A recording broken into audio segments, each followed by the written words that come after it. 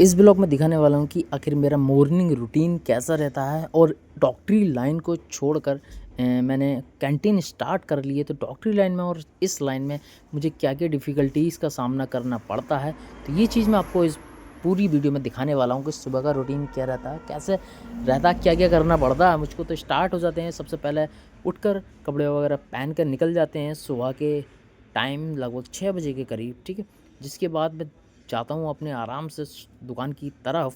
ये है मेरे घर की एक छोटी सी गली और इस गली को आप लोग देख लेना, क्योंकि आपको डेली डेली ये गली आप लोगों को देखने के लिए मिलेगी। तो आप जैसे मैं दुकान पे पहुंचता हूँ, सामने आप देख रहे होगे सचिन कैंटीन पे जाकर मैं पहुंचता हूँ। ये मेरी दुकान है और दुकान का शटर उठाने से पहले मैं इसको एक बार चूमना चाहिए, क्योंकि जहाँ आपकी रोज़ी रोटी हो उसको आपको ज़रूर चुनना चाहिए, ठीक है, दुकान खोलने से पहले। तो दुकान खोलने के बाद जैसे सबसे बड़ी एक मुझे दिक्कत का सामना जो करना पड़ता है, ये करना पड़ता है कि इसमें दुकान के अंदर मुझे सबसे ज़्यादा नुकसान देखने को मिलता है। जैसे कि आप लोग देख सकते हो, ये जो चूहों ने ये नुकसान कर दिया है, तो ये नुकसान मुझे सबसे ज़्यादा देखने के लिए मिलता है और जो डेली डेली मेरा होता रहता है। लगभग 100-150 रुपये का नुकसान मेरा पर डे का होना है, ठीक है। तो अब टोटल दुकान खोलने के बाद, लाइट वगैरह जलाने के बाद, अब बारी आती है दुकान की सफाई करने की। तो जैसे कि मैंने आपको बताया था कि भाई मैं पहले डॉक्टरी लाइन में था, अब मैंने एक कैंटीन स्टार्ट कर दी है। तो इस लाइन में मुझे क्या क्या डिफ़िकल्टीज़ फेस करने को मिलती हैं, ये चीज़ मैं आप लोगों को वीडियो में बताने वाला हूँ। तो देखिए, सबसे पहले आपको मैं बता दूँ कि देखिए, जब पहले की लाइफ में और अब की लाइफ में यही कि सबसे पहले तो मैं उस समय 8 बजे सोकर उठता था और अब मुझे लगभग 6 साढ़े 5 बजे करीब सो के उठना पड़ता है। और यही टेंशन रहती है कि भाई मैं लेट ना हो जाऊँ। लेकिन उसमें ऐसा नहीं था, उसमें मैं अपने टाइम से जाता था, 8-9 बजे करीब जाता था, ठीक है। और सबसे बड़ी बात कि दुकान पे आने के बाद, जैसे मैंने आपको बताया था कि भाई नुकसान बेहद होता रहता है मेरा अंडों का, ठीक है। ये देख सकते हो आप भी, अंडों का नुकसान इसमें है।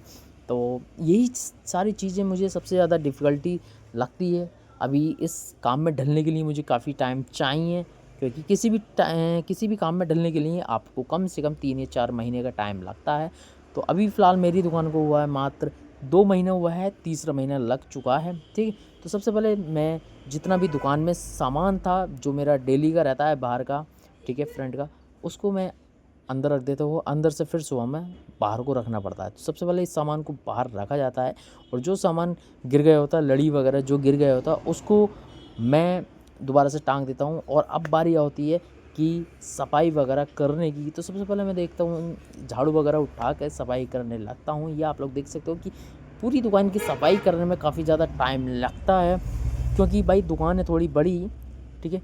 अभी काम स्टार्ट करा है, अभी काम नया है, ठीक है। तो इस चीज़ के मुझे बहुत ध्यान रखना पड़ता है कि साफ़ सफाई काफ़ी रखनी पड़ती है, ठीक है। साफ़ सफाई क्या, अब वो तो हमेशा रखनी पड़ती है, क्योंकि साफ़ सफाई से ही ग्राहक आता है।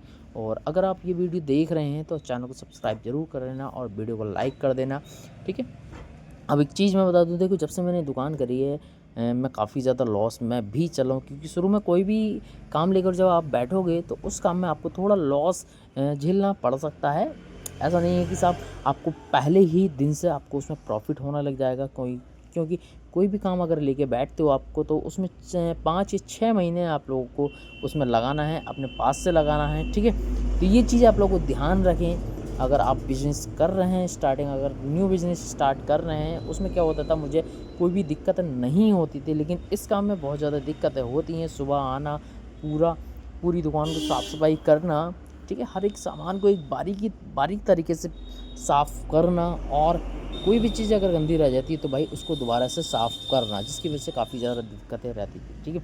तो अब मैंने तो पूरी दुकान की टोटल सफाई कर दी है। जिसके बाद मैं करता हूँ काउंटर की सफाई, क्योंकि काउंटर में कुछ सामान ऐसा था कि गंदा हो जाता है, तो उसको फुली तरीके से उसको साफ़ करना पड़ता है, सामान को सही तरीके से सेट करना पड़ता है, जिससे कि ये है कि वो अलग वगैरह दिखाई नहीं दे, गलत तरीके से रखा हुआ दिखाई नहीं दे, ठीक है।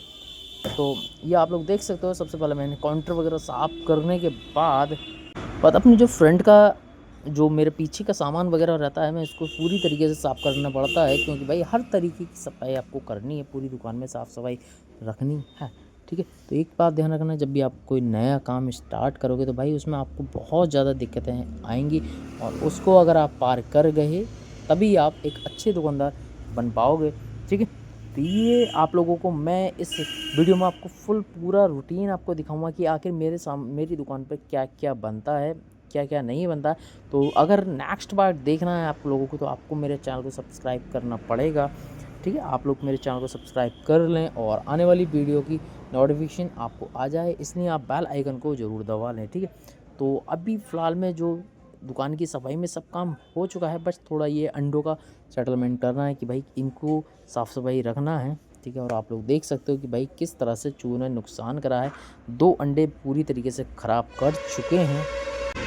ये नुकसान इस वजह से हुआ है क्योंकि भाई मेरी दुकान में है काफ़ी ज़्यादा चूहे, क्योंकि भाई कैंटीन या कोई परचूनी या कोई भी किराना स्टोर की अगर कोई दुकान होगी तो भाई उसके अंदर चूहे खुद ब खुद आ जाते हैं। ये नहीं पता कि भाई कहाँ से आते हैं, लेकिन ऑटोमेटिक कहीं ना कहीं से चूहे आ जाते हैं, क्योंकि दुकान के अंदर रहता है, खाने पीने का सामान रहता है, जैसे कि अंडे हुए, चिप्स वगैरह पैकेट हुए या अदर सामान हुआ, ठीक है। तो ये चीज़ों की वजह से चूहे आ जाते हैं। अब सबसे बड़ी बात, जैसे कि आप देख सकते हैं कि मैं बार बार अंडे इधर उधर करूँगा, अभी क्रेट्स को इधर उधर, क्योंकि इस टाइम पे मुझे समझ में नहीं आ रहा था कि भाई क्रेट्स को मुझे कैसे रखना है, किस तरह से मैनेज करना है। तो ये काफ़ी समय आप लोग देख सकते हो, इसमें मुझे काफ़ी ज़्यादा टाइम लग जाता है कि किस तरह से इसको सेटल करना है, किस तरह से रखना है, मुझे समझ में नहीं आ रहा था इस जगह पे। तो इसमें बहुत ज़्यादा टाइम लग जाता है, क्योंकि ये भी सेटल करना एक बहुत बड़ी बात रहती है कि हर चीज़ को एक सही तरीके से रखना, क्योंकि जब कोई चीज़ सही तरीके से रखी होगी तभी अच्छी तरीके से दिखाई देगी, ठीक है। क्योंकि हर चीज़ देखनी पड़ती है। तो ऐसी और वीडियोस देखने के लिए हमारे चैनल को सब्सक्राइब कर लें।